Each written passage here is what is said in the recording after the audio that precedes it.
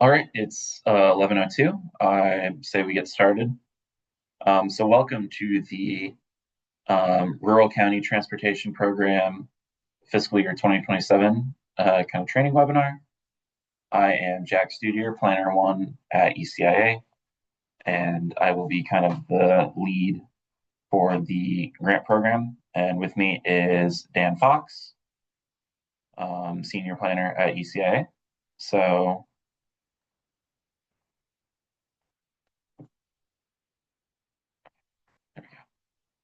So for today's training, our goal is to provide an overview of the RCTP grant program, go over its evaluation criteria, do a demonstration of the online questionnaire, and leave some time for questions and discussion at the end.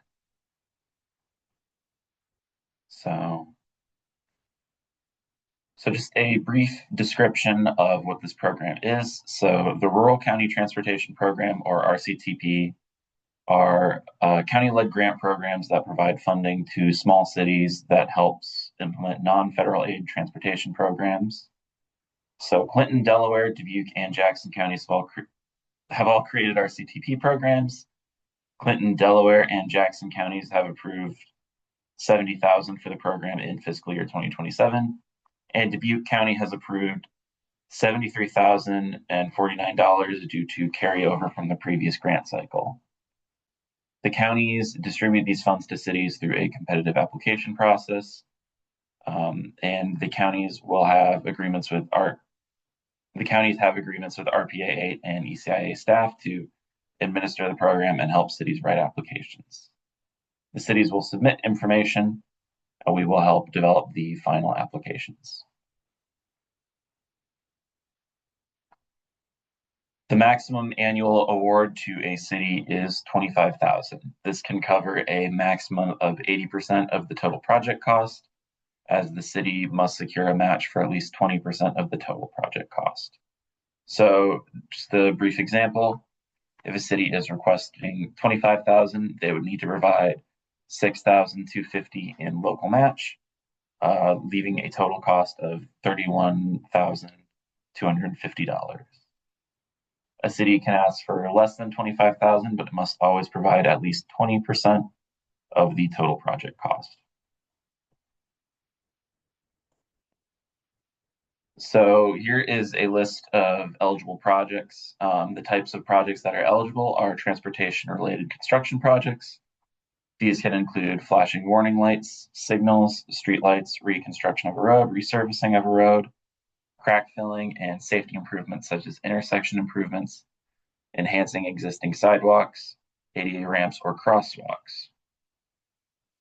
There is a category for other projects, but applicants that have a project that kind of falls under that category should contact the county engineer before submitting to verify the project's eligibility.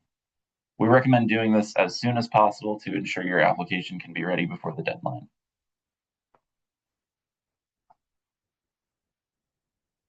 To apply, cities must complete the online questionnaire and submit the signed authorization to apply resolution, priority project resolution, project cost estimate, and any photos that show the existing condition of the project site. The deadline for the application will be March 19th, 2026 at 5 p.m. And this is when the online questionnaire will close. The online questionnaire is located within the project webpage that is linked on this slide. This webpage will include all the supporting material you will need for the questionnaire. Cities must submit their required application documents and photos through the online questionnaire, and may also submit additional supporting materials such as letters of support.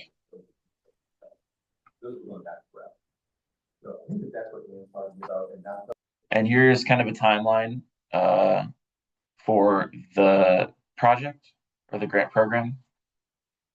So cities will have March 19th to complete the questionnaire and provided the required materials, and we will be writing applications through April. Then from April to May, we will form the ranking committee and assist them with ranking. And then the County Board of Supervisors will approve projects during the first week of June. By the end of June, we should have draft 28E agreements between the county and cities receiving funds. and we will update our balance sheets prior to August 1st. The goal is to ensure that cities can receive their funding by the time the fiscal year begins in July.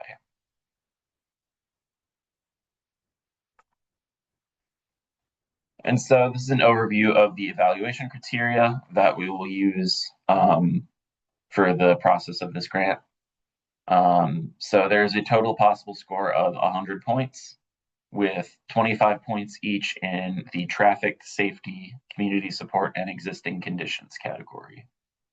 And there is a point deduction based on the previous approved funding that can deduct up to 75 points based on the last year a city has been awarded. The first category we look at is traffic, and we will assign a score based on a ratio of the site's traffic count to its city population. We will use the most recent Iowa DOT counts or estimates or traffic counts that have come from a third party using standard FHWA approved traffic count procedures. And we will take population from the most recent decennial census. On the right is the score for each of the ratios. If the ratio is greater than or equal to 1, a city would get the full 25 points.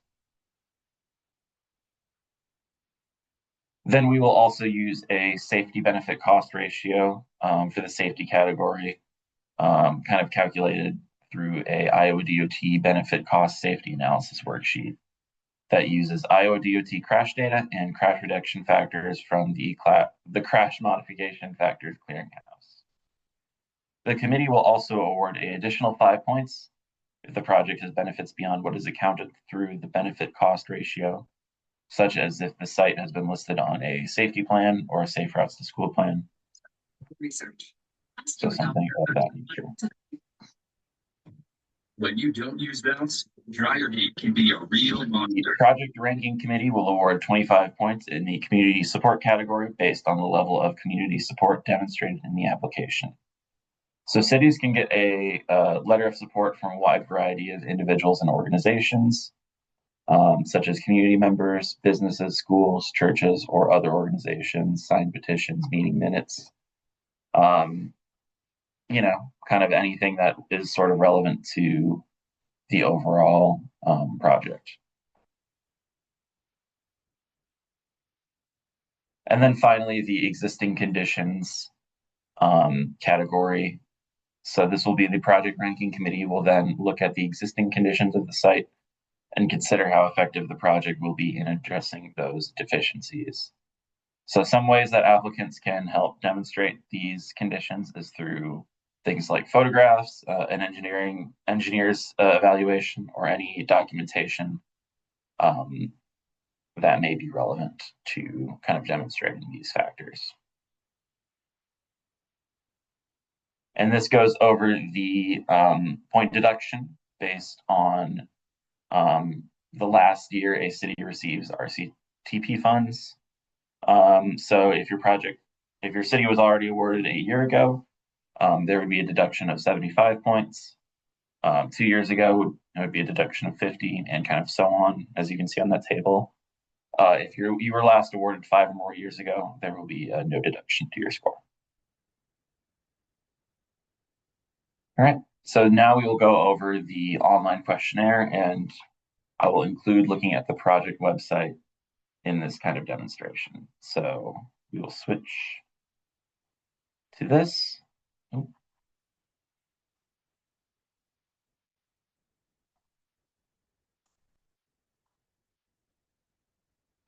I will exit out of the PowerPoint for now. So can you see the project website? Yep, we can see it. Perfect. So this is the project website. This will kind of be the hub for a lot of the information for this grant program. So you'll see the program guidelines for each county, some sample documents, so sample resolutions or sample funding agreement. And here we have the questionnaire link where you will be submitting your information for the grant program. So we'll click that here. And so you will just kind of fill out this form. So we'll just say, for example, You'll fill out the name of your city. So we'll just say for this example, Dubuque, even though they're not eligible, just as kind of a example. You'll type in the location of your project, kind of give an overview up to 1,000 characters of why your community needs this program. Project timeline, a local contribution, RCTP request, and total cost. So this will be how much you will match for this project cost, the RCTP request, and the total cost. The contact person we will talk for this grant program. You will submit your resolutions here.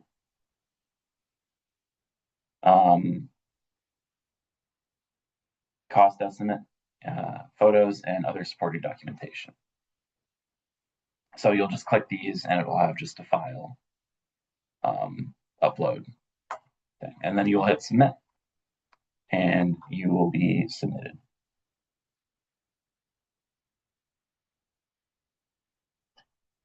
All right.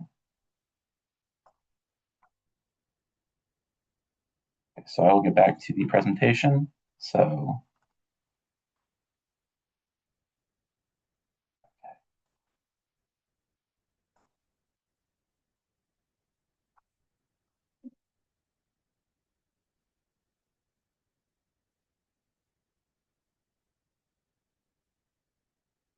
all right.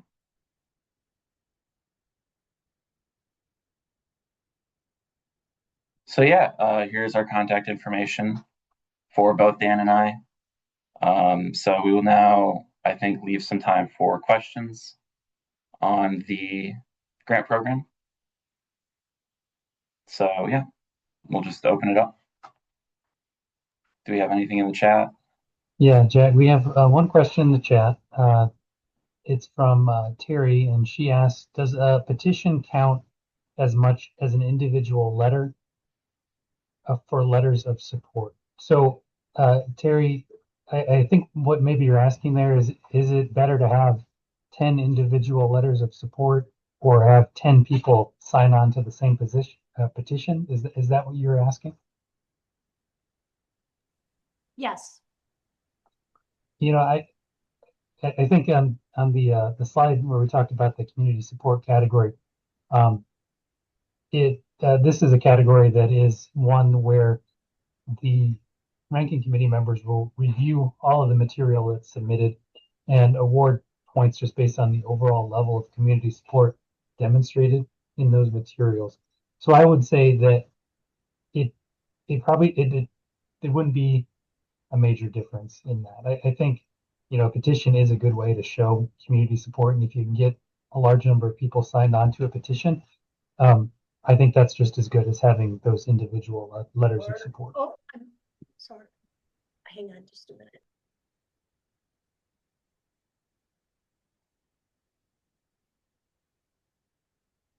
Are there any other questions or points of discussion?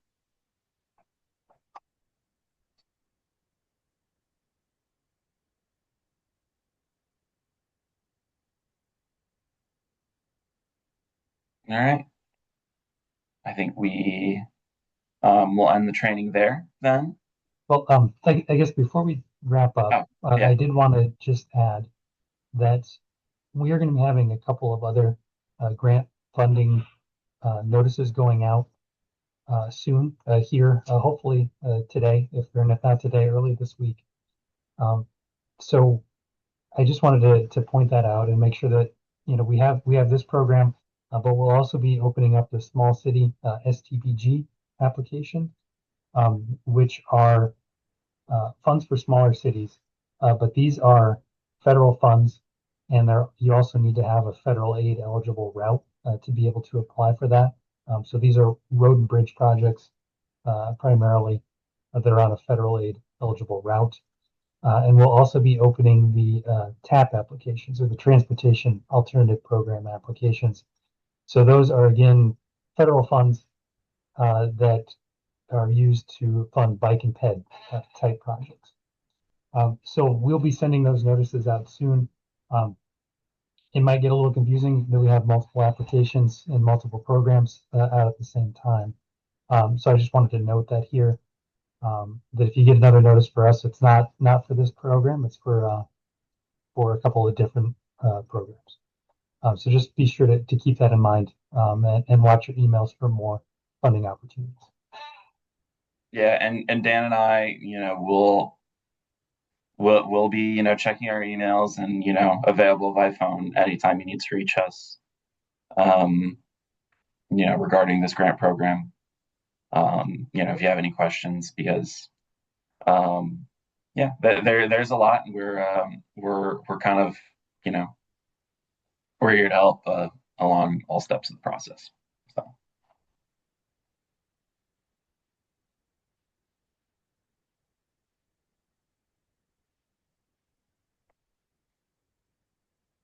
all right. I think that's it from us. So thank you guys so much for attending the training, and I hope to see y'all's applications soon. So bye, everyone. Thanks, everybody.